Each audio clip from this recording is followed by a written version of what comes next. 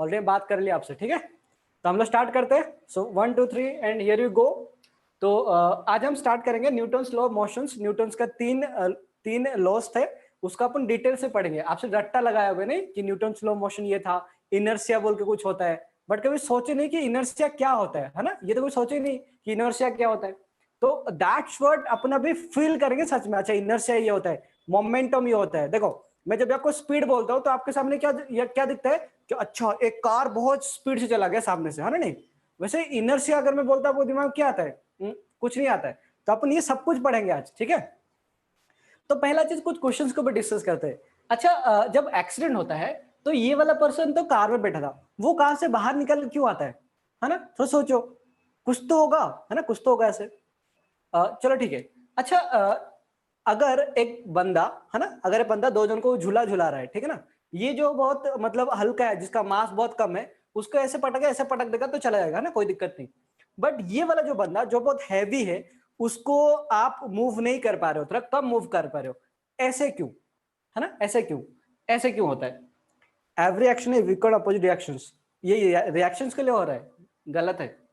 Because वो open car थी तो क्या हुआ, है? कुछ भी ओपन होगा तो थोड़ा ना बाहर निकले कोई भी आ जाएगा। देखो, कहीं कार नहीं गया, वो आदमी क्यों चला गया, तो सोचो, है ना। कार तो नहीं गया ऊपर, आदमी ही क्यों चला के गया? Law of inertia. हाँ, वो क्या होता है लॉ ऑफ इनर्शिया, वो आपने समझेंगे। सागर सर वो बॉल लेके आओ ना। पता है ना कहाँ पर बॉल है? नहीं पता। बॉल और मेरा मोबाइल लेके आओ। जो मेरा लॉकर है ना, जो परमेश्वर सर का लॉकर, उसके नीचे वाला लॉकर में एक बॉल हो, दो बॉल हो गए, एक छोटा सा बहुत हल्का बॉल और एक हैवी बॉल होगा, ठीक है ना। देखेंगे लॉ ऑफ इनर्शिया क्या होता है, बस ये क्वेश्चन सुनते चलो, ठीक है। अच्छा, अगर एक बंदा अगर बस में चलता है और बस अगर सडनली मूव करना स्टार्ट किया, तो हम लोग पीछे क्यों हो जाते हैं ऐसे, है ना। हम लोग क्यों नहीं चलते बस के साथ, हम लोग ऐसे पीछे क्यों चलते हैं? तो सोचो, है ना, तो सोचो ये सब कुछ क्यों होता है ऐसे, ठीक है। अच्छा, व्हाट नेक्स्ट? अच्छा, जब ये वाला बंदा, ये वाला जो थोड़ा बूढ़ा आदमी था, वो अपने इधर से कहां पर, वो जो अपने व्हील चेयर में बैठ के जो बॉल उसने फेंका सामने की तरफ, वो फिर से पीछे क्यों आ गया? बॉल तो सामने चला गया, तो वो पीछे क्यों आ गया, है ना। स्पीड अचानक रिड्यूस हो जाए तो स्ट्राइक, सही है, but not up to the mark, है ना। थोड़ा सोचो, इसके अपन ऑफकोर्स ज्यादा डिस्कस करेंगे और आज ही डिस्कस कर लेंगे इसके ऊपर, ठीक है। तो बेसिकली जब इसको बोलते हैं न्यूटन्स फेमस क्रैडल, ये है न्यूटन्स क्रैडल होता है, ठीक है। ये न्यूटन का क्रैडल होता है और न्यूटन इसको डिस्कवर किए थे। अपन ये सब कुछ देखेंगे धीरे धीरे। Newton's cradle. अच्छा, न्यूटन क्या किया? न्यूटन ऐसे किया कि 5 ऐसे बॉल रख दे जो दे आर फ्रिक्शनलेस सरफेस, उनके अंदर कोई फ्रिक्शंस नहीं है। और क्या हुआ कि ये वाला बॉल को ऐसे कुछ मोशन दिए, ठीक है, ये वाला मोशन दिए। तो ये जो बीच में जो 3 या 4 बॉल्स है, ये चारों बॉल में कोई मोशंस नहीं हुआ, एट द लास्ट में मोशन हुआ। वो तो मार रहा इसको, बट इसको ही क्यों फोर्स आया?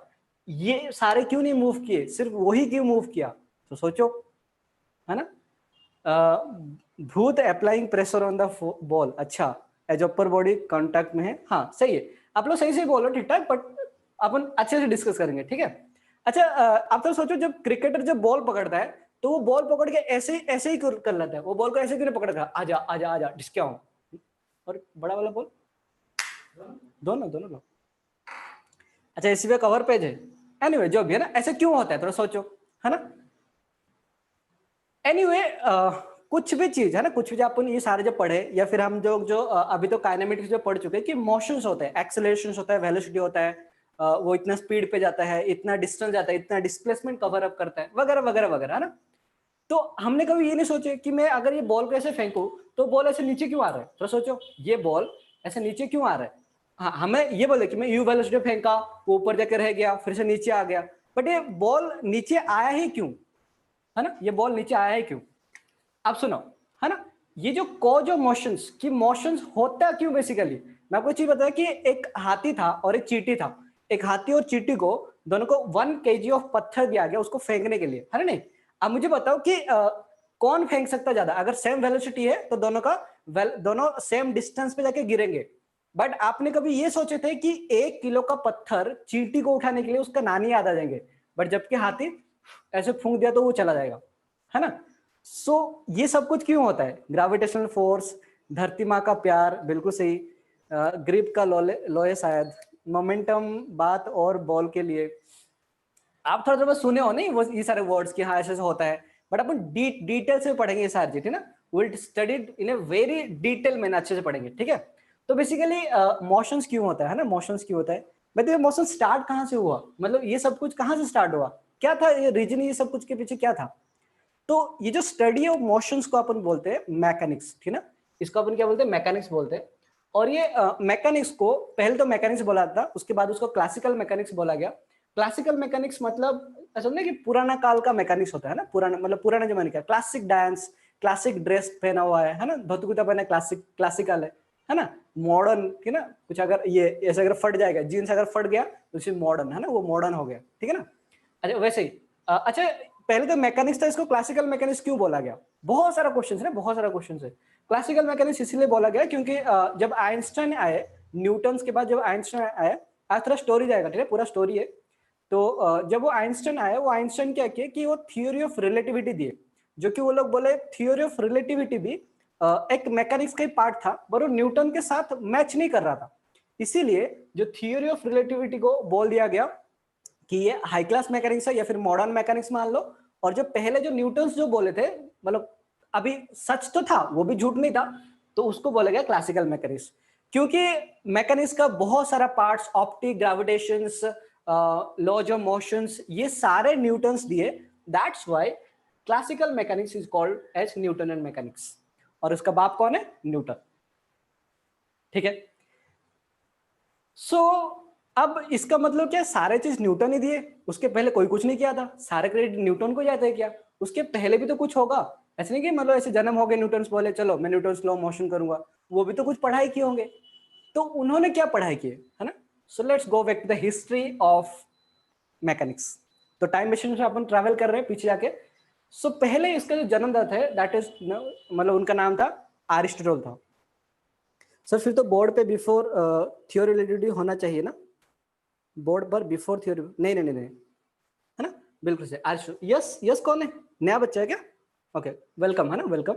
हमारा विद्या सिद्धा एकेडमी का आर्मी में आपको खूब सारा बधाई हो, ठीक है। यश एंड कौन था, राधिका। अच्छा और कौन, वो नया बच्चे एक बार रिप्लाई करो, वो राधिका एंड यश, ये तो नया बच्चे हैं। और कौन है, अथर शिवले भी है क्या, अथर शिवले। अपन पढ़ेंगे ना थोड़ा स्टोरी वोरी, बहुत सारी चीज बताएंगे। मतलब ऐसा होता है ना कि बड़े बड़े आदमी का अपने को ये बायोग्राफी आना चाहिए। अच्छा यस ही यशराज है, हाँ ये महान हस्ती का फोटो एनसीईआरटी के 10th मैथ्स के बुक में था, ओके। शायद तो मेरा लंगोटे यार था, अच्छा ओ हो, मांगा था उसको कुछ, है ना। अब आइंस्टाइन ने क्या बोले, जब उनको उनको भी थोड़ा मोशन के बारे में ना, कोई एक बॉल कैसे मूव कर रहा है वो पढ़ने में उनको बहुत अच्छा लगता, ठीक है ना। तो उन्होंने एक थ्योरी दी है कि मतलब उनको जो पूछा गया कि बॉल कैसे मूव कर रहा है ना, बॉल में उसको ऊपर फेंका तो नीचे क्यों आ रहा है। अभी ऑफकोर्स आपको पता है कि ग्रेविटेशन वगैरह वगैरह सब कुछ है, इसलिए वो ऊपर आ जाता, नीचे आ जाता है। बट उस टाइम में तो उनको पता नहीं था कि ग्रेविटेशन वगैरह था बोल के, है ना। तो उन्होंने क्या बोले, उन्होंने बोले कि कोई भी एक पार्टिकल का दो टाइप्स ऑफ मोशंस होते हैं, एक तो नेचुरल मोशन होते हैं, है ना, एक होते हैं मोशन नेचुरल प्रकार का होता है और एक वायलेंट होता है, ठीक है। मोशंस दो प्रकार के होते हैं, उनका थ्योरी था, एरिस्टोटल थ्योरी बोले कि नेचुरल मोशन होता है और वायलेंट पोजिशंस होता है। जैसे कि मान लो ये बॉल का, है ना, ये बॉल का, सर बायोलॉजिस्ट ने एनिमल क्लासिफिकेशन किया था, वो सब कुछ किया था ना, सब कुछ किया था। जैसे कि ये बॉल का नेचुरल पोजिशन क्या है कि वो हमेशा नीचे आएगा, ठीक है ना, वो हमेशा नीचे ही रहेगा, वो कभी ऊपर नहीं जाएगा, ये उसका नेचुरल पोजीशन है। और वायलेंट मतलब क्या हुआ, मैंने कुछ ऐसे फोर्स दिया ताकि वो ऊपर चला गया, और ऊपर जाने के बाद वो अपना नेचुरल पोजीशन में हमेशा आने के लिए ट्राई करेगा। तो वायलेंट मोशन मतलब क्या, जो कि नेचुरल नहीं है, जैसे कि ये बॉल को ऊपर रहना नेचुरल नहीं है, वो पक्का नीचे आएगा ही आएगा, दैट इज गारंटेड। मान लिया, है ना, मान लिया। तब क्वेश्चन उठता है कि देन व्हाई फ्लेम, वो फ्लेम ऊपर की तरफ क्यों जाता है, फ्लेम क्यों नहीं नीचे आता है ना। तो उसको भी एरिस्टोटल ने अच्छी तरह से एक्सप्लेनेशन दिए, और उसको बोले कि फ्लेम का जो नेचुरल पोजीशन था, है ना, फ्लेम का जो नेचुरल पोजीशन था वो क्या, गोइंग अपवर्ड। फ्लेम का यही नेचुरल पोजीशन था कि वो क्या होगा, ऊपर की तरफ ही जाएगा। अच्छा चलो ठीक है, ये तो समझ में आया। देन अब नेक्स्ट क्वेश्चन आता है कि क्या, कुछ भी नहीं, अरे फिर से आप डिस्कस मत हो ना। मतलब एरिस्टोटल ने क्या बोला, एरिस्टोटल ने बोला कि दो प्रकार के मोशंस होते हैं, एक होता है नेचुरल मोशन और एक होता है वायलेंट मोशन, ठीक है। अब नेचुरल मोशन मतलब क्या होता है, मतलब एक एक जो भी बॉल है वो बॉल हमेशा चाहेगा कि अपने जगह में ही रहने के लिए। ये एरिस्टोटल का थ्योरी था, वी नो इट कि ये गलत है, बट उस टाइम पे क्या करें, उस टाइम पे और कोई था ही नहीं। हम लोग हिस्ट्री में जाके झांक रहे कि क्या क्या हो रहा है। अभी हम एरिस्टोटल के दुनिया में हैं, अपने को पता नहीं कि ग्रेविटेशन वगैरह कुछ होता है, ठीक है। अब उनको क्या बोला गया कि मोशंस नेचुरल होता है ना वायलेंट होता है। नेचुरल मतलब वो हमेशा नीचे की तरफ आता है, और वायलेंट मतलब इसका छोड़ के, है ना, ये हमेशा नीचे की तरफ आएगा।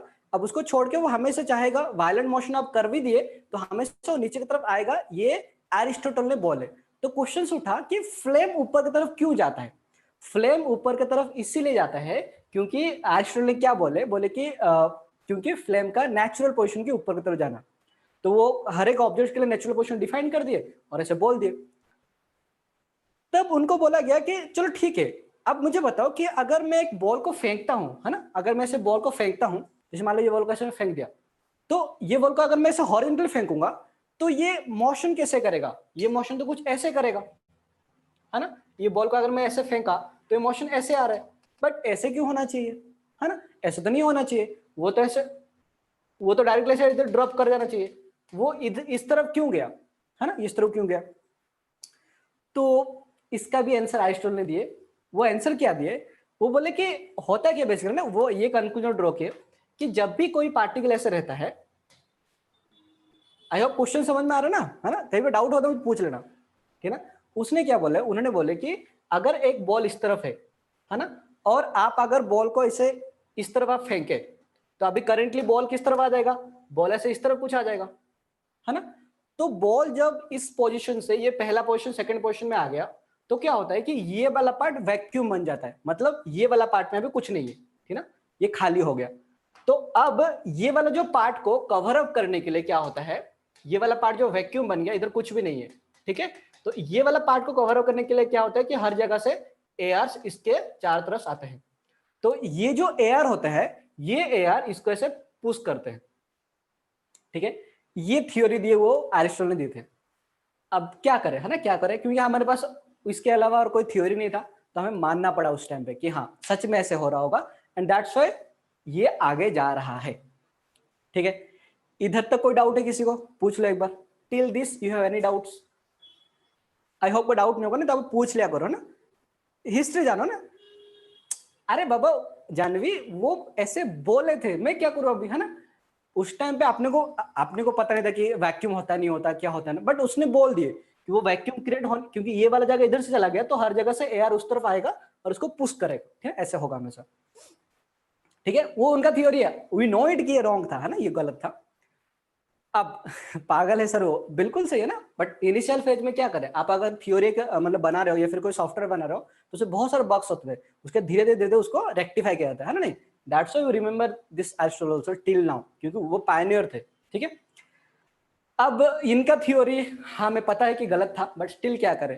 तो इनका थ्योरी करीबन 100 साल तक माना गया, क्योंकि 100 साल मतलब इतना तक होने के बाद भी, और भी चीज सुनो, और भी चीज उन्हें तो बोले जियोसेंट्रिक मॉडल। वो क्या बोले कि अर्थ नहीं घूम रहा होगा, है ना, अर्थ नहीं घूम रहा होगा, सन घूम रहा होगा। ऐसे क्यों, क्योंकि अगर अर्थ अगर घूमता, तो अगर मान लो ये अर्थ है ना, अर्थ के सरफेस से आपने अगर बॉल एक फेंके, ये वाला बॉल ऐसे अगर फेंके, तो क्या होगा, अर्थ अगर घूम जाएगा तो बॉल का जो मोशन होगा, वो बॉल का मोशन क्या कुछ ऐसे बेंड होके आएगा, है ना। So that's why he told कि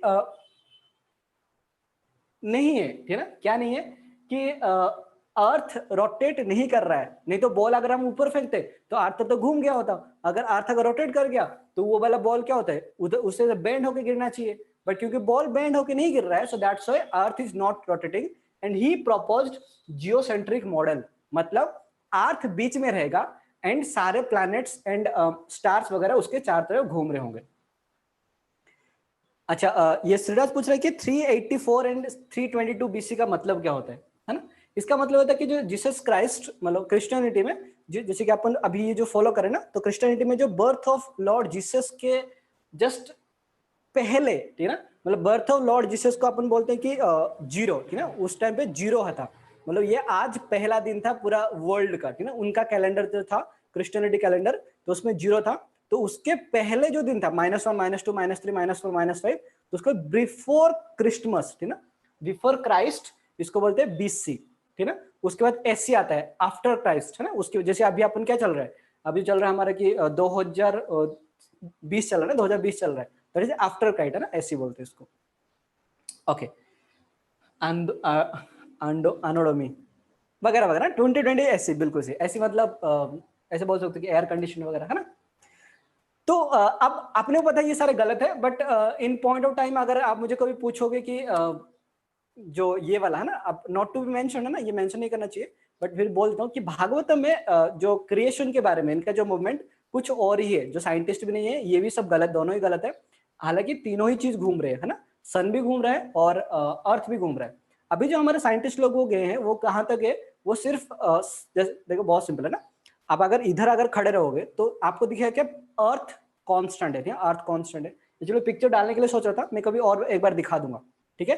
तो एज पर भागवतम एक सुमेरु पर्वत होता है और सुमेरु पर्वत के चारों तरफ ऐसे ऐसे वो प्लैनेट्स, हमारे जो सन ऐसे घूम रहा है, ठीक है ना, सन ऐसे घूम रहा है और सन के चारों तरफ, ठीक है, सन के चारों तरफ ये सब भी घूम रहे हैं, जो प्लैनेट्स घूम रहे हैं, वो भागवतम का क्रिएशन है एंड दैट्स ट्रू, ठीक है ना, वो सच है। वो आगे जाके अपन डिस्कवर भी करेंगे। थोड़ा सोचो, everything has already discovered. Sir means under the geocentric model the sun more the planets are, बिल्कुल सही, यस। जियोसेंट्रिक मॉडल मतलब हमारा earth should be in centre and बाकी सारी चीज मूव कर रहे हैं। अन्नो दोमिनी होता है सर, अच्छा पता नहीं जो भी, बट एडी होता है ना शायद, हाँ। अब उसके बाद है ना करीबन 100 साल के बाद, मतलब 2020 से लेके 3 to 84 तक, करीबन 100 साल के आसपास या फिर 60-70 साल के आसपास इनका जन्म हुआ। किनका? जॉन फिलोपोनस, ठीक है, एक अगेन एक थ्योरिस्ट थे।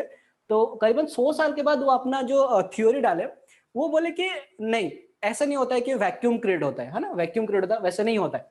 होता है क्या बेसिकली, उन्होंने बोले कि इम्पेटस होता है ना, इम्पेटस होता है, वो जो मोशन था वो मोशन को नाम चेंज कर दिए and he give its name impetus.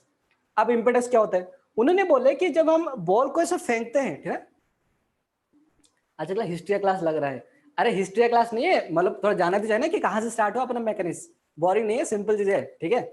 आप सुनो, जैसे कि उन्होंने क्या बोला कि जब भी हम ऐसे बॉल को फेंकते हैं, तो बॉल को फेंकने के टाइम में क्या होता है कि ये बॉल के अंदर हमें कुछ इम्पेटस डालते हैं, है ना, तो उसका नेचुरल मोशन जो भी हो वो पता नहीं, बट जो नॉर्मल नेचुरल इम्पेटस मतलब वो हमेशा ऐसे एक ही जगह पे रहेगा, ठीक है, वो हमेशा एक ही जगह पे रहेगा या फिर नीचे की तरफ जाएगा, that is your natural impetus. उस टाइम में ग्रेविटेशन पता नहीं था, तो नेचुरल इम्पेटस की सर चीज नीचे आएंगे, that is natural impetus. But violent impetus क्या? ये वाला वायलेंट इम्पेटस हो गया, ठीक है। अब जब हम बॉल को ऐसे फेंकते हैं, तो बॉल को फेंकने के टाइम में क्या होता है कि हम क्या करते हैं, इस बॉल के अंदर कुछ इम्पेटस डाल देते हैं, ऐसे ये वाला इम्पेटस डाल देते हैं। तो इम्पेटस डालने के बाद वो क्या होता है, बॉल से आगे चलता है, ठीक है। अब ना क्वेश्चन आता है कि अगर ऐसे है ना, अगर ऐसे है कि हम लोग अगर इम्पेटस डाल दिए, मतलब ऐसे कुछ गाड़ी में अगर हम पेट्रोल डालते हैं, तो जब पेट्रोल खत्म हो जाए तो गाड़ी बंद हो जानी चाहिए, है ना। तो वैसे ही अगर एक बॉल के अंदर अगर कुछ इम्पेटस डाल दिया मैंने ऐसे, तो ये इम्पेटस जैसे खत्म हो जाएगा तब तक तो ऐसे स्ट्रेट जाना चाहिए था, वैसे कर्व पाथ क्यों जा रहे हैं, है ना। जैसे जैसे गाड़ी अगर चलता है तो जब तक पेट्रोल है आप बिंदास चला सकते हो, डिक चिक डिक चिक डिक चिक डिक चिक, पूरा बिंदास चलेगा। और जिस टाइम पेट्रोल खत्म हो जाएगा, गाड़ी स्टॉप, गाड़ी बंद हो जाता है ना, बंद हो जाए ना गाड़ी, मतलब गाड़ी बंद हो जाएगा, ऑफकोर्स वो मूव करेगा, बट गाड़ी का जो मैकेनिज्म तो बंद हो जाएगा ना, वो स्टार्ट तो बंद हो जाएगा। तो इम्पेटस को ऐसे था, जब तक इम्पेटस है वो आगे चलेगा, तो इम्पेटस खत्म हो गया तो उधर ही ऐसे ही ड्रॉप हो जाना चाहिए था, बट ऐसे क्यों नहीं होता है? Why the ball follows a curved path, या फिर पैराबोलिक पाथ क्यों फॉलो करता है? जैसे अपन देखें कि इसको मैं अगर फेंकूं तो ये पैराबोलिक पाथ फॉलो करता है, मतलब अगर इधर से फेंकूं तो वो ऐसे आके गिरता है, ना कि ऐसे स्ट्रेट जाके फिर से इधर गिर जाता है, ठीक है। अब क्या करें, फिर से हमारे पास कोई ऑप्शंस नहीं था, तो we have to avoid by it, है ना। फिर से करीबन पक्का इधर तक कोई डाउट है? इधर तक कोई डाउट तो पूछ लो एक बार, जस्ट गिव ए, मतलब पूछ लो कि सर हाँ ये वाला समझ में नहीं आया। आई होप क्लियर है ना, सब कुछ क्लियर है। एंड दिस इज इंटरेस्टिंग है ना, इंटरेस्टिंग, सच में बोल रहा हूँ, अभी तो बहुत सारी चीजें आएंगे, आप देख के हैरान हो जाओगे सच में। ओके, हिस्ट्री में डाउट, हाँ, बट इंटरेस्टिंग है ना। अब करीबन इनके बाद है ना 1000 साल तक, ठीक है, 1000 साल तक कोई डिस्कवर नहीं हुआ था, ठीक है, आफ्टर जॉन फिलिपेंस उसके बाद कोई डिस्कवर नहीं हुआ था, इसके ऊपर कोई और अपना विशेष टिप्पणी नहीं दिए। तो करीबन 1564 एंड 1642 के बीच में जो गैलीलियो थे, ठीक है, वो पूरा फंडे को चेंज किए, ठीक है, पूरा फंडे को चेंज किए। 1000 साल तक हम झूठ ही पढ़ रहे थे, हो सके अभी भी हम लोग झूठ ही पढ़ रहे होंगे, आगे जाके कोई नया चीज कोई डिस्कवर कर देगा, है ना।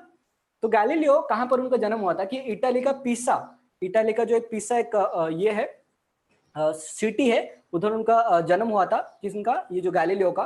तो आप पिसा इसीलिए फेमस है क्योंकि उधर एक टावर है, ठीक ना, उसको बोलते हैं लीनिंग टावर ऑफ पिसा। ये वाला लीनिंग टावर है, इसका खासियत कुछ ऐसे है ना, इसका खासियत कुछ ऐसे है कि इम्पेटस मतलब फोर्स ना, भविष्य में सब कुछ बताऊंगा, जस्ट वेट एंड सी, ठीक ना, मैं सब कुछ बताऊंगा, टेंशन मत लो। ये चैप्टर पूरा कवर अप होने के बाद आप मुझे बोलोगे सर सच में मैं ही न्यूटन का एप्पल था जो कि इतना सब कुछ मैं डिस्कवर किया। ठीक है, अब देखो ये लीनिंग टावर ऑफ पिसा का खासियत क्या था कि ये जो टावर है, ये टावर करीबन 5.5 फीट तक ऐसे लीनिंग है, मतलब ऐसे है, ऐसा लग रहा हो कि आपको गिर जाना चाहिए, बट इसका कंस्ट्रक्शन इतना अच्छा है कि इसका जो बेस का जो आर्किटेक्चर इतना अच्छा है कि वो नीचे गिरता नहीं है, वो ऐसे ही खड़ा रहता है। एंड सालों सालों से, मतलब कितना, करीबन 1000 साल से ये ऐसे ही खड़ा हुआ है। तो 5.5 फीट का लीनिंग है, जिसको लीनिंग टावर ऑफ पिसा। इसी एरिया में जो पिसा का टाउन है, उधर ही गैलीलियो का बर्थ हुआ था, है ना, ही टुक बर्थ हियर इटसेल्फ। और जो आप देखे होंगे कि वो हाथी और जो ये वाला पंखों वाला, वो दोनों का अगर सेम टाइम में फेंकेंगे तो एक ही टाइम पे गिरेगा। तो वो वाला जो एक्सपेरिमेंट ये क्या किए थे गैलीलियो, इस टावर के ऊपर जाके ऐसे नीचे फेंक के किए थे कि एक छोटा, एक बहुत हैवी बॉल है ना, बहुत हैवी बॉल और एक बहुत लाइट बॉल, ये दोनों अगर फेंकूंगा दोनों सेम टाइम पे ही गिरेंगे, ठीक है ना। ये वाला एक्सपेरिमेंट गैलीलियो इस लीनिंग टावर ऑफ पिसा जो इटली में था उधर किए थे वो। अब बहुत सारे इंटरेस्टिंग चीज था कि गैलीलियो कितना मतलब दिमागदार था, उनके पास कितना दिमाग था, है ना। वो क्या कहते हैं कि जो कैथेड्रल था, जो चर्च था उस टाइम पे, जो पिसा में जो चर्च था, वो चर्च में चैंडलियर, आपको पता है चैंडलियर क्या होता है?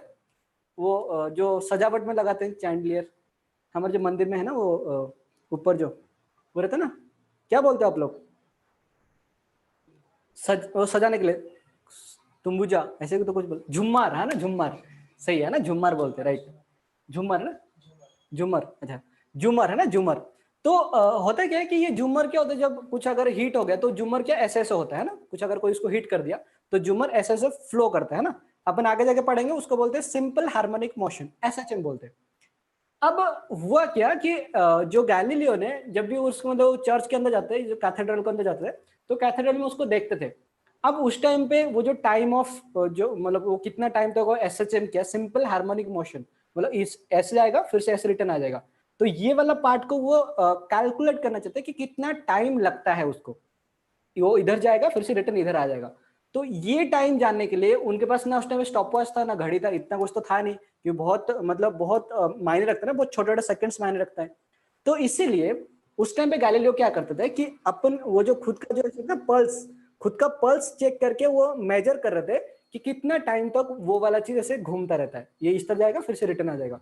तो टाइम, वो जो time of simple harmonic motion को वो बहुत बड़ा डिस्कवर किए, और वो बोले थे उस टाइम पे कि टाइम सिर्फ डिपेंड करता है कि लेंथ ऑफ दैट क्या ये चैंडलियर, क्या बोलते हैं, चैंडलियर है ना, जो झुमार है ना, झुमार। तो ये जो लेंथ, ये कितना लेंथ है उसके ऊपर से डिपेंड करता है टाइम। वो अपन आगे जाके पढ़ेंगे कि वो सच था।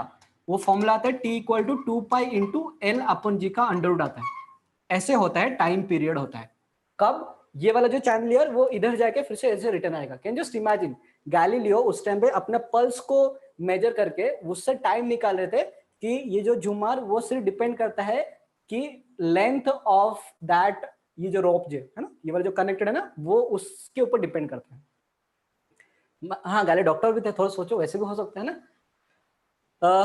अच्छा हाँ, और एक चीज बता दो कि एक्चुअली गैलीलियो का ना, गैलीलियो का वो जन्म से ही उनका आंख, मतलब उनका आंख में दिखता नहीं था, मतलब ठीक ठाक से दिखता नहीं था। तो इसलिए उनका जो मम्मी थे, मतलब उनका मम्मी बोलते कि तू आगे जाके डॉक्टर बन। उनका पापा भी थे, वो बोलते उनको डॉक्टर का पढ़ाए रहते कि डॉक्टर तू पढ़, डॉक्टर ही पढ़, ताकि डॉक्टर पढ़ने के बाद वो सोचे होंगे कि शायद मेरा बेटा जब डॉक्टर पढ़ेगा तो खुद का आंख का इलाज खुद ही कर सकता है। सो बट उनको उसमें कुछ इंटरेस्ट नहीं था, ठीक है ना। अच्छा है कि आप याद दिलाते कि ये डॉक्टर भी था, ठीक है। अब उन्होंने और कुछ चीज बताया कि एक पैराडॉक्स बताया। क्या पैराडॉक्स बताया था कि मतलब बिना एनी एक्सपेरिमेंट है ना, कोई एक्सपेरिमेंट नहीं करके उन्होंने बता दिए कि दो ऑब्जेक्ट अगर मैं ऐसे सेम हाइट से फेंकूं तो दोनों ही सेम टाइम पे गिरेंगे। वो हालांकि एक्सपेरिमेंट उस टाइम पे नहीं किए थे, क्योंकि वैक्यूम क्रिएट करना कुछ छोटे मोटे बात नहीं है, वैक्यूम क्रिएट करना बहुत उसके लिए मतलब मेहनत करना पड़ता है। तो उन्होंने एक सिंपल सा पैराडॉक्स से, मतलब लॉजिक से इसको डिफीट किए थे कि अगर मैं दो चीजों को अगर ऐसे नीचे की तरफ गिराऊं तो वो दोनों सेम टाइम पे ही गिरेगा। वो पैराडॉक्स क्या था, सुनो। ये चीज तो बहुत सिंपल है कि सबको आता है ना, सबको आता है, सबको पता है कि क्या है। आप लोग क्या कमेंट कर रहे हो, मैं देखा नहीं। पर हार्ट बीट्स के रेट चेंज होता है ना, सेल्फ सर्विस दिखता नहीं, पढ़ते कैसे थे, बताओ सर, क्या बताऊं कुछ। पर हार्ट बीट्स का रेट चेंज होता हो ना, पता नहीं, बट उस टाइम पे वो इतना इंटेलिजेंट थे कि वो कंसीव कर पाते थे, ठीक है, यूज टू कंसीव इट ना, वो बहुत अच्छे कंसीव कर सकते थे। अगेन थ्योरी पार्ट चल रहा है ना, थ्योरी पार्ट चल रहा है। एक तरफ पिज्जा फेंका और एक तरफ चपाती को फेंका, कौन आएगा? चल समझे ना जाने, तो टेंशन मतलब ऐसा होता है। अब होता क्या फिर से कि एक्चुअली उनका जो पैराडॉक्स क्या था कि अगर मैं दो बॉल को, एक हैवी चीज और एक अगर लाइट चीज है, ये दोनों को अगर मैं नीचे से फेंकूं तो बाय डिफॉल्ट ना हमें ये पता चल रहा है कि थोड़ा ज्यादा फोर्स किसके ऊपर लग रहा है। हम अगर दोनों को से मैं पकड़ता हूँ, ये वाला बॉल और फिर ये वाला बॉल, तो ज्यादा फोर्स इसको लग रहा है, ज्यादा फोर्स है ना, और इसको बहुत कम फोर्स लग रहा है। तो बाय डिफॉल्ट मुझे पता है कि अगर मैं दोनों को ऐसे फेंकूंगा नीचे की तरफ, तो इसके ऊपर क्योंकि ज्यादा फोर्स जा रहा है तो नीचे गिरेगा, बहुत जल्दी गिरेगा, ठीक है, और ये वाला क्या बहुत स्लो गिरेगा, ठीक है। ये तो सबको पता था, है ना, मतलब ये थोड़ा लेट में गिरेगा, ये थोड़ा पहले गिरेगा। बट गैलीलियो बोले ये गलत है, ठीक है, दोनों ही सेम टाइम पे गिरेंगे। अब वो कौन सा पैराडॉक्स से प्रूव किए, लेट्स हैव ए लुक। उन्होंने क्या बोले, बोले कि लेट्स सपोज आपके पास 1 किलो का 1 kg का कोई स्टोन है, और एक चीज आपके पास 10 किलो का कोई स्टोन है। अगर आप ये दोनों जो बॉल्स को अगर आप सेम टाइम में से गिराओगे, ठीक है, ये वाला जो आपका ग्राउंड है इसके ऊपर अगर गिराओगे, तो बहुत ऑब्वियस बात है कि एज पर देयर थ्योरी कि ये वाला बॉल पहले गिरेगा, लेट्स सपोज ये 1 सेकंड में गिरा, और ये वाला बॉल 2 सेकंड के बाद गिरेगा, लेट्स सपोज, है ना, ऐसे कुछ हो गया, ठीक है, मान के चलो अभी। अच्छा, तो गैलीलियो ने क्या बोले, गैलीलियो बोले कि तो अगर मैं दोनों को अगर क्लब कर दूं, है ना, दोनों को अगर मैं क्लब कर दिया, लेट सपोज मेरे पास ये 1 किलो का भी है, मतलब 10 किलो का पत्थर के ऊपर मैंने 1 किलो का स्टोन भी रख दिया, ऐसे ये 10 था और ये 1 था, ये दोनों को अगर मैं क्लब कर दूं तो होगा क्या बेसिकली, एज पर नॉर्मल, ठीक है, जो उनका नॉर्मल थ्योरी था कि क्योंकि ये दोनों हैवी हो गए, दोनों ही क्योंकि हैवी हो गए, तो क्या होगा कि ये और भी स्पीड पे गिरेगा, है ना, मतलब 2 सेकंड से भी बहुत जल्दी, सॉरी मतलब बहुत कम टाइम में गिरेगा, 1 सेकंड से भी कम टाइम में गिरेगा। तो एच पर पहला थ्योरी ये वाला कब गिरेगा, मान लो 0.8 सेकंड में गिरेगा, क्यों, क्योंकि उसका मास बढ़ गया, है ना।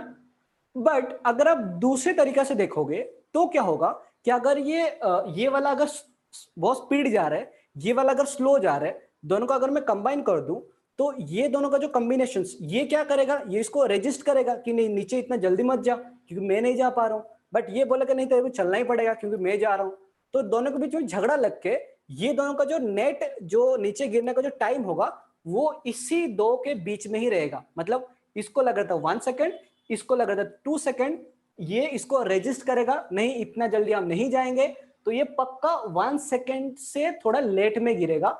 मतलब दूसरा थ्योरी से ये आया हमारे पास कि ये करीबन 1.2 सेकंड के आसपास में गिरना चाहिए, इसी को बोलते हैं पैराडॉक्स।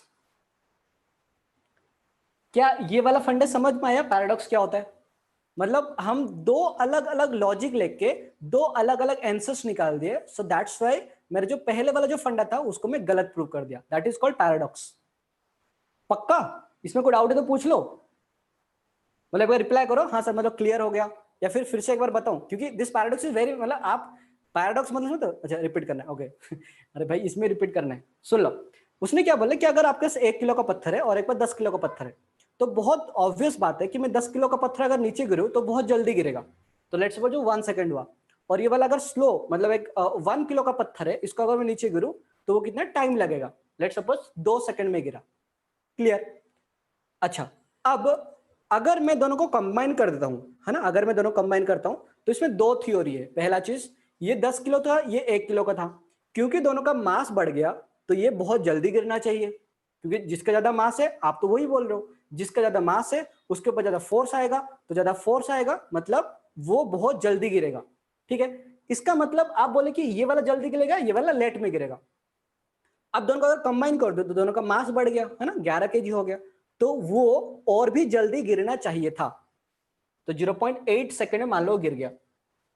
अब पैराडॉक्स क्या होता है ना, पैराडॉक्स का मतलब इसने और एक लॉजिक दिए, कौन, गैलीलियो ने और एक लॉजिक दिए, बोले कि अगर ये 10 किलो का पत्थर है जो कि बहुत स्पीड चल रहा है, और ये अगर 1 किलो का पत्थर है जो कि स्लो चल रहा है, तो ये इसका तो नेचुरल पोजीशन है कि स्लो हो जाएगा। जब मैं दोनों कंबाइन कर दूं तो ये क्या करेगा, ये बोलेगा कि भाई तू जल्दी मत जा, है ना, ये उसको रेजिस्ट करेगा, ये वाला बॉल इसको रेजिस्ट करेगा। तो अगर रेजिस्ट किया इसका मतलब ये जो 1 सेकंड में पहले जो पहुंच रहा था वो 1 सेकंड में पहुंचेगा नहीं, वो लेट में पहुंचेगा, मतलब वो 1.2 सेकंड में पहुंचेगा। मतलब आप एक कैलकुलेशन किए वो 0.8 आया, दूसरे बार कैलकुलेशन किए 1.2 आया, इसका मतलब क्या, आप जो थ्योरी थे वो गलत था, है ना। This is called paradox. सिर्फ 3 ही बच्चे रिप्लाई कर रहे हो यार, सारे बच्चे रिप्लाई करो, इसमें कोई डाउट है तो पूछ लो। हाँ क्लियर है, परिमल को क्लियर है, ओके। बाकी सारे बच्चे, रोहित तो क्लियर है, okay. Radhika what about you, Radhika? Sir TV casting आया ना, clear clear, no doubts. Radhika किधर गई, कुछ तो रिप्लाई करो यार, हो ना, अथर को क्लियर है, ओके। राधिका रिप्लाई करो, हाँ क्लियर है, ओके। अब ठीक है, मतलब जोर जोर से क्लियर है, क्लियर है सर, है ना, क्लियर कर देना पक्का, इंटरेस्टिंग है ना, अब आगे जाके पढ़ेगा और इंटरेस्टिंग है।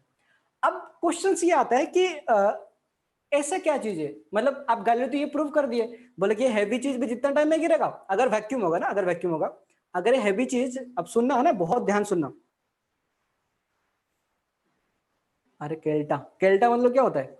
अब उसने फिर से क्वेश्चन आता है कि अगर दोनों टाइम अगर सेम पे गिरेंगे, हालांकि मुझे पता है, मुझे पकड़ने से, आप अगर एक हैवी बॉल को पकड़ो और आपको लगे कि बहुत हैवी है, मतलब बहुत ज्यादा फोर्स गिर रहा है इसके ऊपर, है ना, अभी उस टाइम पे ग्रेविटेशन डिस्कवर नहीं हुआ था, बट समझ लेते थे कि हाँ कुछ तो बहुत हैवी फोर्स इसके ऊपर गिर रहा है ना, और इसके ऊपर बहुत लाइट फोर्स गिर रहा है।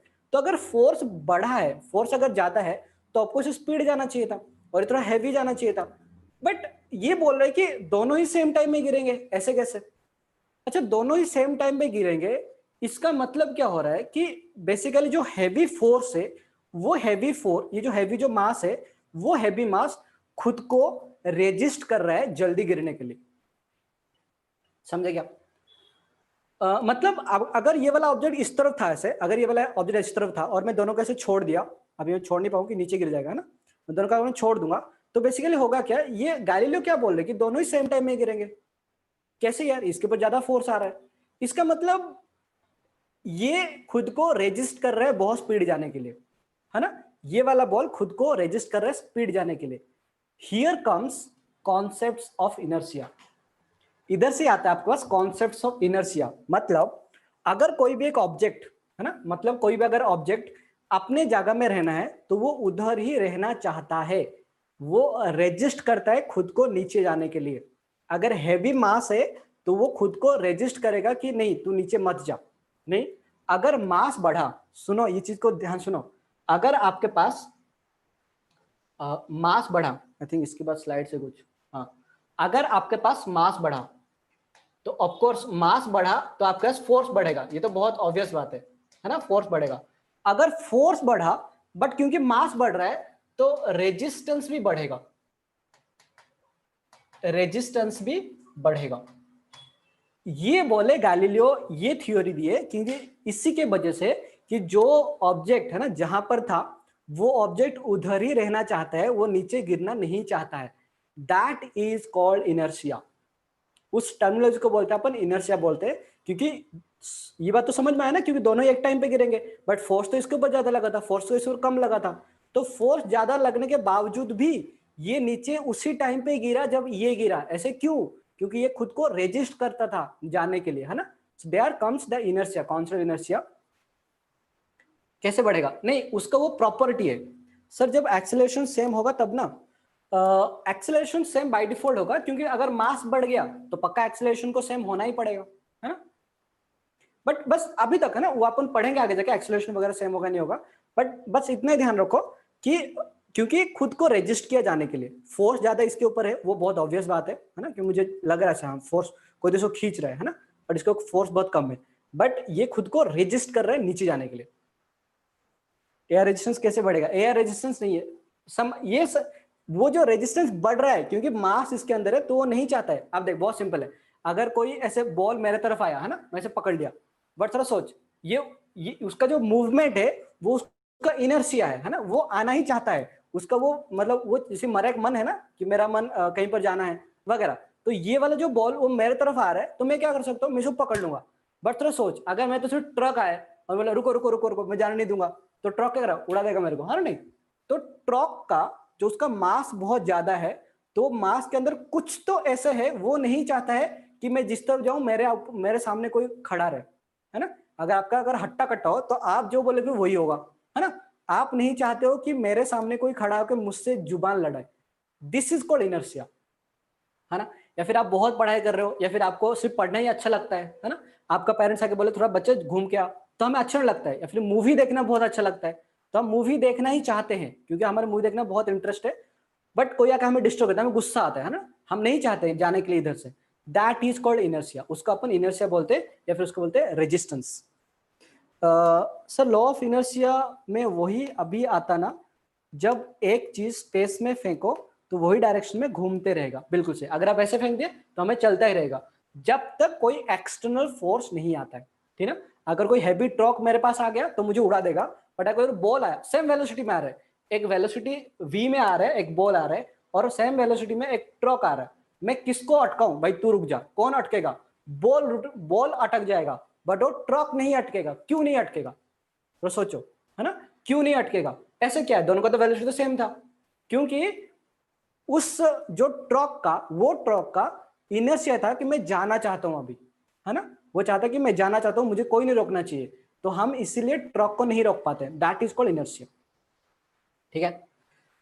ओके, अब जैसे कि बहुत सिंपल चीज है, बहुत सिंपल चीज क्या है कि अगर आपके पास दो, एक बहुत हैवी कार है ना, इसलिए वो बोलते हैं कि बड़े बड़े कार में आप ट्रैवल करो, बड़े बड़े जो हैवी जो बस वगैरह होते हैं उसमें ट्रैवल करो, वो एक्सीडेंट से मतलब थोड़ा कम होता है, एक्सीडेंट ज्यादा एक्सीडेंट नहीं होता है। अगर आप गाड़ी लेके जाओगे और किसी का टक्कर खाओगे तो गाड़ी का हालत खराब हो जाता है, पर ट्रक का कुछ नहीं होता है।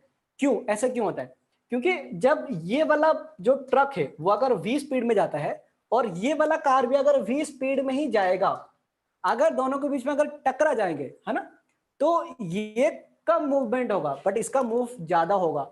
ऐसा क्यों होगा, क्योंकि ये चाहता है कि मैं जितना स्पीड में जा रहा हूं उतना स्पीड में ही जाऊंगा, और इसका इनर्शिया बहुत ज्यादा है, मतलब क्योंकि इसका मास बहुत ज्यादा है, इसका इनर्शिया बहुत ज्यादा है। बट जबकि ये वाला जो बैलगाड़ी है, फिर कुछ जो भी गाड़ी है, ये वाला गाड़ी का इनर्शिया बहुत कम है, इसीलिए इसको कोई भी उड़ा सकता है, फुट फुट, है ना, वो उड़ गया। नेचुरल टेंडेंसी है, बिल्कुल, वो मास के ऊपर डिपेंड करता है। अब देखो बहुत सिंपल है, इसको ध्यान से देखना। अब ये वाला जो आदमी था ना, ये वाला आदमी बोलता है कि मैं इसको हाथी को तो मैं उड़ा दूंगा आज, ठीक है, आज मैं हाथी को उड़ा दूंगा, तो जोर से दौड़ दौड़ चला, चला देखो, बट हाथी ने क्या किया, हट, है ना।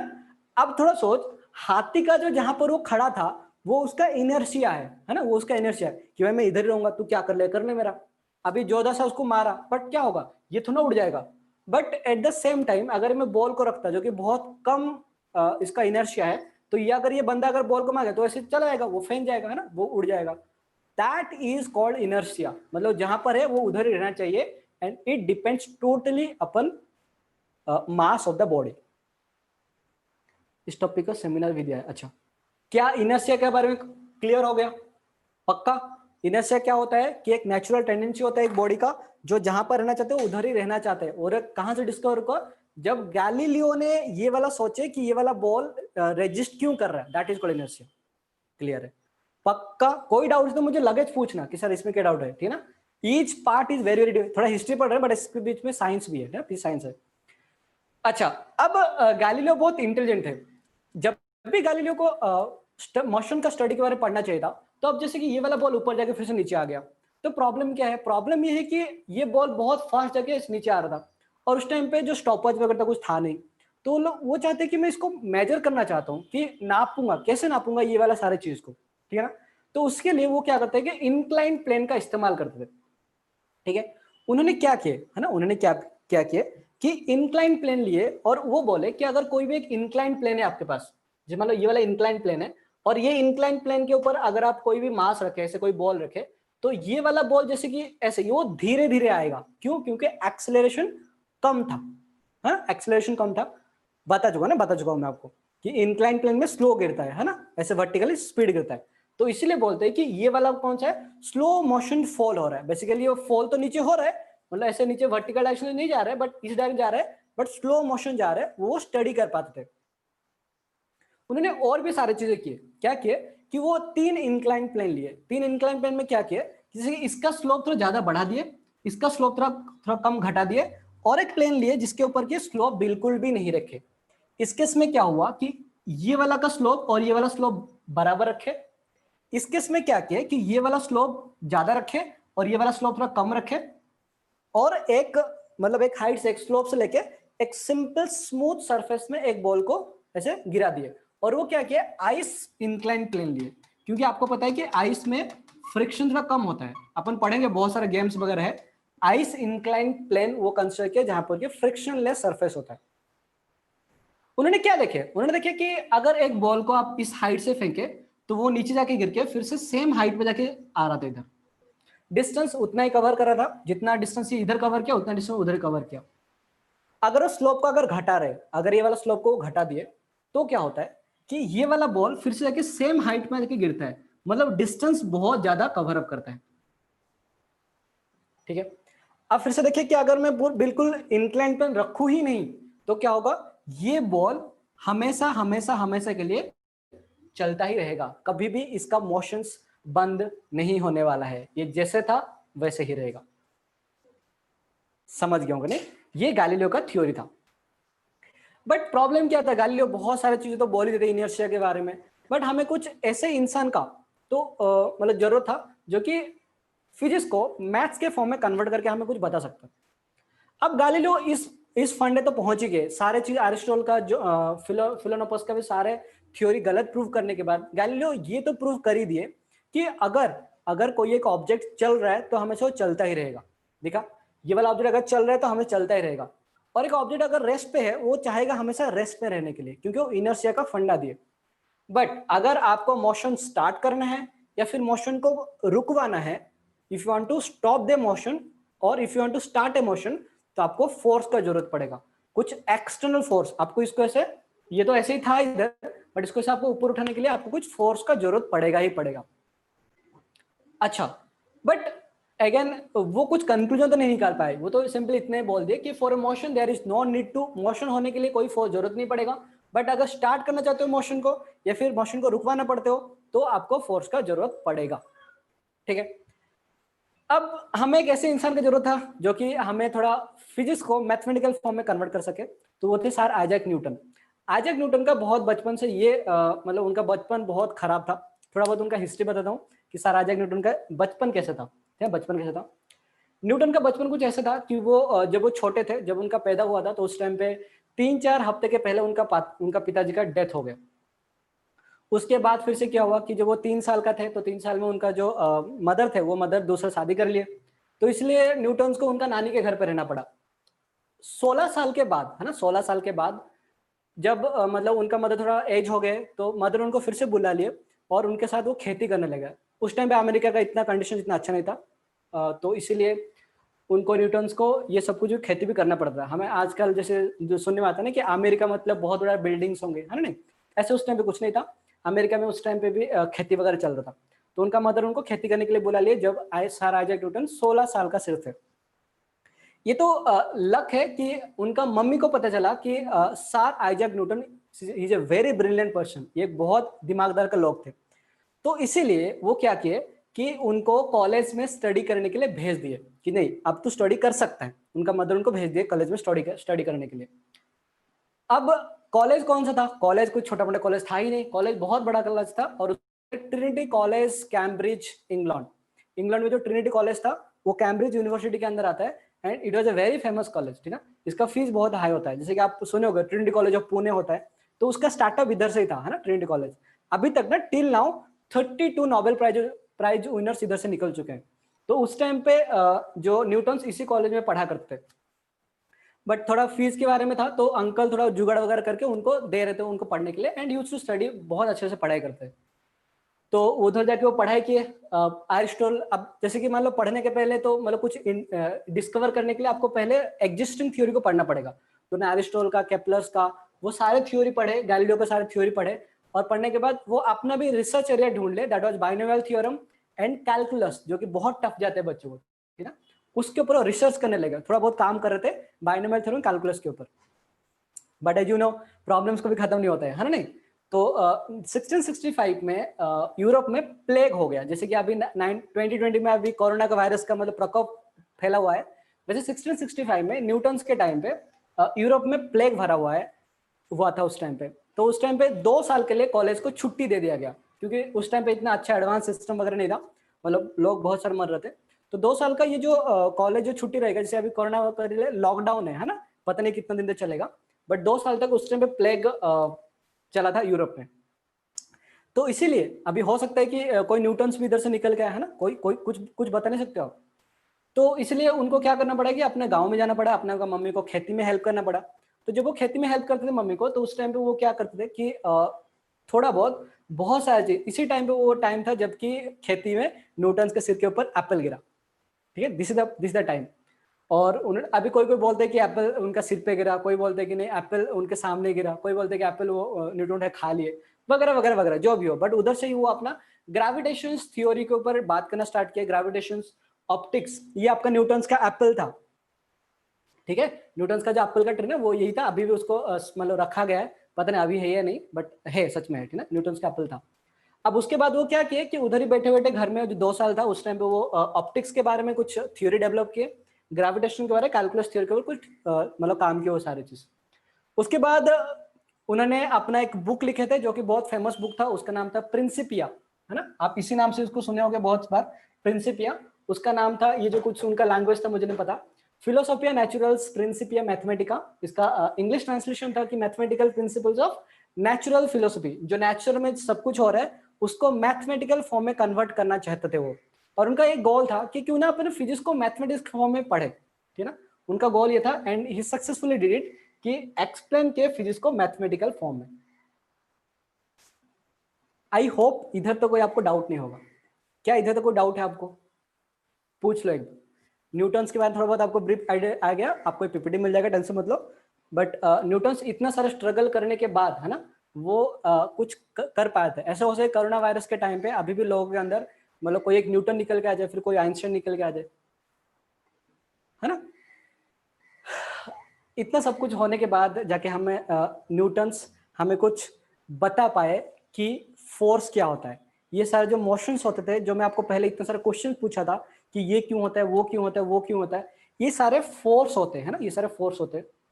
अब ये जो फोर्स के बारे में जैसे कि होता है ना, कंपनी में डायरेक्टर होता है ना, या फिर कोई प्राइम मिनिस्टर्स वगैरह होते हैं, वो तो, या फिर कोई एक अगर कोई एक डिस्कशन ले रहे, तो या फिर कोई एक मीटिंग चल रहा है, तो उस मीटिंग में बहुत सारे लोग होते हैं, बट जो मीटिंग है जो कंक्लूजन कोई एक आदमी जाके कहाँ जाके प्रेस रिपोर्टर के सामने बोलता है ना। वैसे ही पूरा मैकेनिक्स में, ठीक है, पूरा मैकेनिक्स में बहुत सारे चीज है ना, बहुत छोटे छोटे पार्ट्स है, बट वो पार्ट को रिप्रेजेंट करते हैं फोर्स। फोर्स यानी इफेक्ट, है ना, फोर्स इफेक्ट होता है उसके पीछे। जैसे होता है ना कि मतलब हस्बैंड वाइफ के अंदर हमेशा हस्बैंड ही ये करता है, मतलब जैसे कि वो हमेशा डोमिनेट रहता है, वैसे ही ये जो फोर्स है, ये फोर्स बेसिक नहीं है। फोर्स का पीछे जो होता है ना कि उनका मतलब कंपनी में सोचो ना, डायरेक्टर होता है, बट उनका जो एसोसिएट्स रहते हैं वो बहुत ज्यादा काम करते हैं, और उसके वजह से कंपनी फ्लरिश होता है। वो डायरेक्टर सिर्फ लोग को दिखाने के लिए रहता है, देखो भाई ये मतलब जैसे इंडिया का president, he is representation of India, मतलब बाहर का कोई अगर कंट्री पूछा है, अच्छा ये इंडिया का प्रेसिडेंट है, ठीक है ना, बट सारे काम तो कौन, प्राइम मिनिस्टर करता है। वैसे ही फोर्स बेसिक नहीं है, बेसिक तो मोमेंटम है, वो अपन आगे जाके पढ़ेंगे, मोमेंटम, इनर्शिया, है ना, वो सब आगे जाके पढ़ेंगे। हाँ यस, बिल्कुल मैं भूल गया, न्यूटन्स का बर्थ वो अच्छा, और एक चीज, गैलीलियो जिस ईयर में डेथ हुए थे उसी ईयर में ही न्यूटन मतलब पैदा हुए थे। कुछ लोग बोलते हैं कि गैलीलियो का जो आत्मा वो न्यूटन के अंदर घुस गया, और दिसंबर 25 को न्यूटन्स का बर्थ हुआ था। यस, क्रिसमस के दिन, बिल्कुल सही, मैरी क्रिसमस, है ना। अच्छा, तेरे को 25 दिसंबर को, ओह तू तो फिर न्यूटन बन जाएगा और क्या। ये देखो ओमकार आगरे अभी जो लॉकडाउन के पीरियड में वो न्यूटन बनने के जा रहे हैं, तो रेस्पेक्ट दो उसको, ठीक है, बहुत अच्छा रेस्पेक्ट दो उसको। अब फोर्स के बारे में थोड़ा बहुत अपन बात करेंगे, ज्यादा बात नहीं करेंगे, कल इसके ऊपर डिस्कस करेंगे, लॉज ऑफ मोशंस। बेसिकली क्या होता है कि अपन जो काइनेमेटिक्स से पढ़े थे कि मोशन के लिए क्या जरूरत पड़ेगा, वेलोसिटी जरूरत पड़ेगा ना, मोशंस के लिए आपको वेलोसिटी जरूरत पड़ेगा। मतलब मान लो फिलहाल के लिए कोई एक ऑब्जेक्ट रेस्ट पे है, तो उस टाइम पे उसको मोशन में लाने के लिए आपको क्या जरूरत पड़ेगा, वेलोसिटी जरूरत पड़ेगा। और वेलोसिटी स्टार्ट करने के लिए आपको क्या जरूरत पड़ेगा, एक्सेलरेशन का जरूरत पड़ेगा। अगर जब तक आप एक्सेलरेशन नहीं देते हो तो तब तक वेलोसिटी स्टार्ट नहीं हो सकता है। अब एक्सेलरेशन आता कहां से, एक्सेलरेशन फोर्स से आता है, ठीक है। ये एक वर्ड है, मुझे पता है, आपको पता है कि F = ma वगैरह, और उसका डेरिवेशन वगैरह कैसे होता है अपन आगे जाके देखेंगे। अब आता है कि फोर्स क्या होता है ना। फोर्स का बहुत सिंपल डेफिनेशन होता है, फोर्स इज ए पुश और pull that change the state.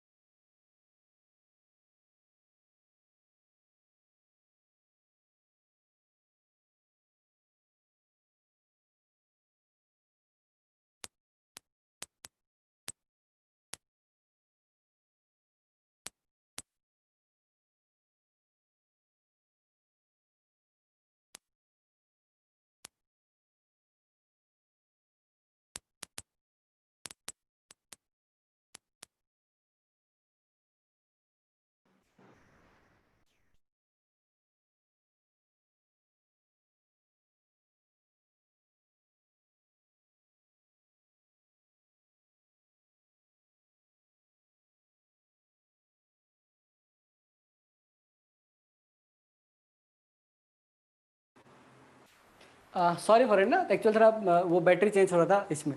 ठीक है, तो आपको पता होगा कि फोर्स का बहुत डेफिनेशन क्या, पुश और पुल है ना, आप कितने से खींच रहे हो, कितने से को मतलब धक्का दे रहे हो, है ना, ताकि उसका जो स्टेट ऑफ मोशन वो चेंज हो गया। ठीक है ना, वो अगर ऐसे जाता है वो ऐसे बन जाएगा, ठीक है, या फिर रुक जाएगा, है ना। ये सारी चीज देखो, ये वाला जो मोहतरमा, ये मोहतरमा क्या कर रहे हैं, एक ट्रॉली को पुश कर रहे हैं, ठीक है। और ये जो मोहतरमा है वो एयरपोर्ट वगैरह जा रहे हैं, वो स्टाइल फेल मार रहे हैं, तो बॉस को क्या पुल कर रहे हैं, ठीक है ना, उसको बोलते हैं फोर्स बोलते हैं। अब इसके बाद अपन कल स्टार्ट करेंगे, ठीक है, न्यूटन्स लॉ ऑफ मोशन अपन कल स्टार्ट करेंगे और अच्छे से पढ़ेंगे। बस इसको ध्यान रखना, इनर्शिया के बारे में अच्छे से ध्यान देना, ठीक है। Till then have a nice day ahead, खूब सारा बधाई आपको, ठीक है।